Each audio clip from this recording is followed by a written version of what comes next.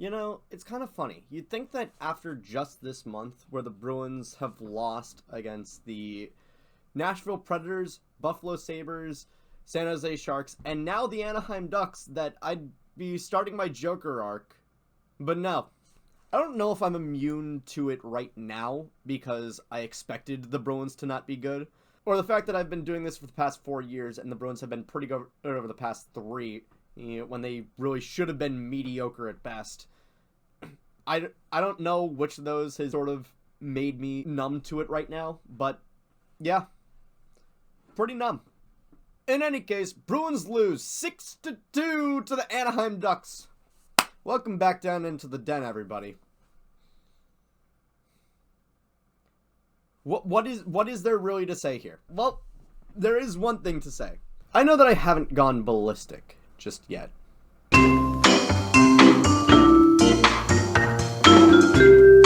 But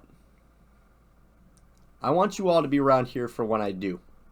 So, I need you all to click that like button and subscribe, click the notification bell, and comment down below what you thought of this game. Trying to get up to 100 subscribers by the end of the season. Might not hit that goal, but we're still gonna try. You gotta try, because god damn it, the Bruins really aren't. Like, where do we even go? Where do we even go with this? I'll tell you where you go. Down. There really aren't many positives to take out of this game, because nobody really looked good. Cool. Pasternak got his 35th of the season. Cool. Geeky scored as well.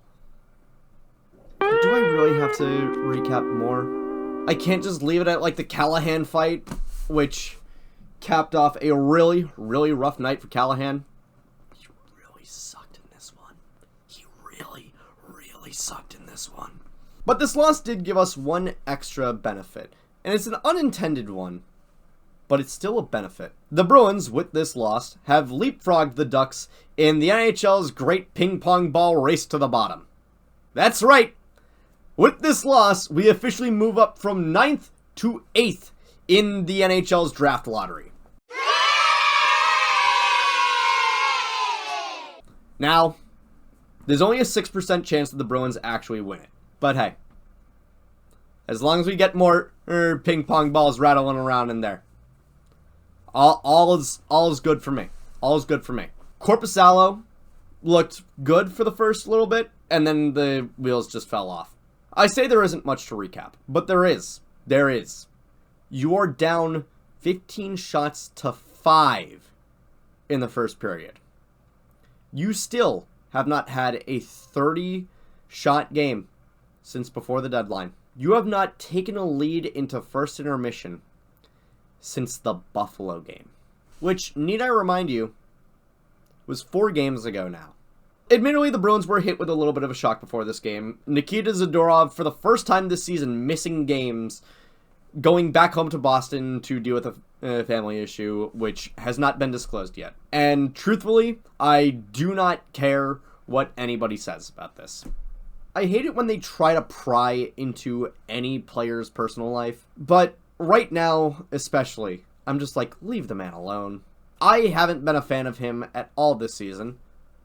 Give the man some space. And although the Bruins could probably benefit from the leadership qualities that Zadorov exhibits, that honestly I think would probably get him an A at some point, especially going into the last game of this road trip against Detroit, let the dude be with his family. You don't need to pry into his personal life this much. As for the rest of this team, you guys got to do something. And one of those things is re-sign Morgan Geekie. There are no ifs, ands, or buts about it. You need to re-sign Geekie. You have given him a chance to succeed in this league that the previous 2 teams that had him didn't give him. You have cap space going into this offseason.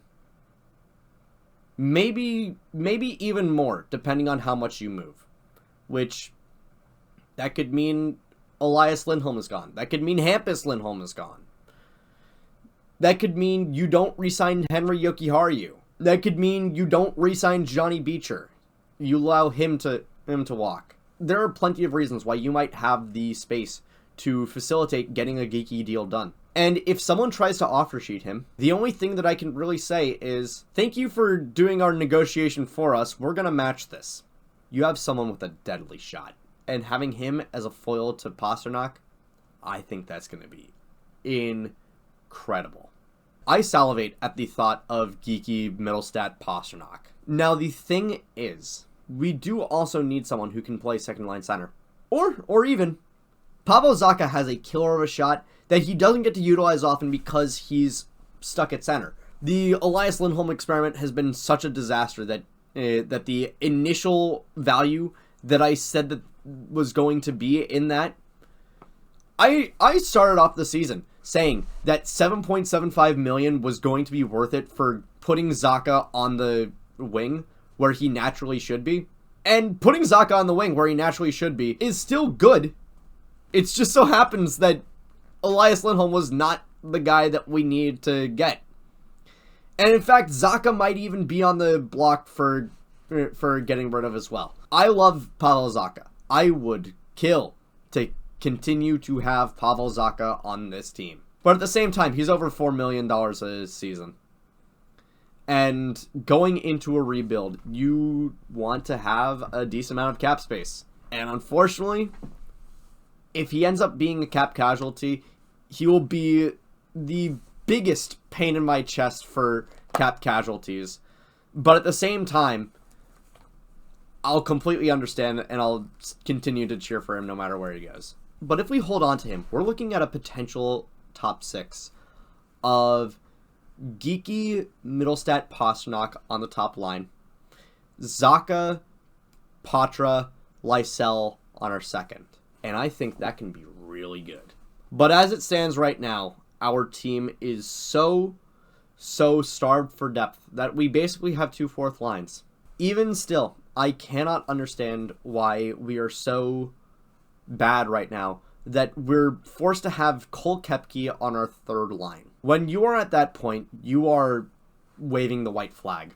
Everybody wants this season to end. Just lose out the rest of your games. You are on a 6-game losing streak right now. Make it a 15-game losing streak and see what you can pick up in the draft. If you lose hard enough, you might still have a chance at getting Matthew Schaefer or Michael Misa. I don't think that you are going to get them, but you at least have a chance. And for what it's worth, being as bad as you've been so far this season, you do already have that chance. It's just you might make it a little bit better. That's basically it. Thank you all so much for watching. I'll see you guys against Detroit. Take care.